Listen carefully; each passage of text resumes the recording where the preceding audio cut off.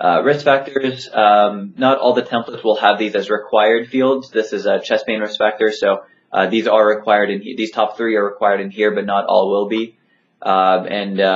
These will be checkboxes, so you could say risk factors reviewed or select any of the risk factors that are present for this patient. So documenting these risk factors here and adding additional information at the dotted lines at the bottom or in the comments themselves.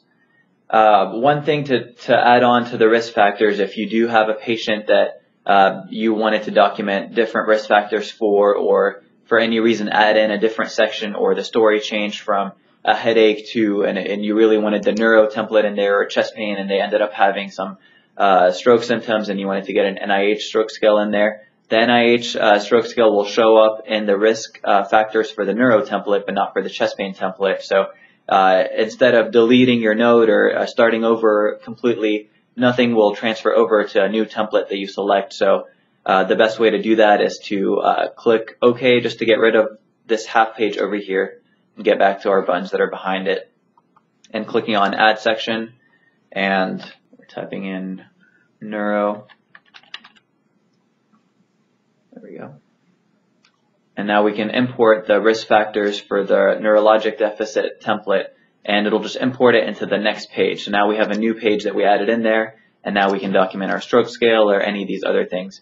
And this section, you can add in any section essentially in the entire chart rather than deleting your note and starting over. Another thing about deleting the note, you are sharing the note with your scribe and your mid-level. Everybody's documenting on the same chart on the same patient. So deleting your note will delete everybody's note. So avoid doing that at all costs.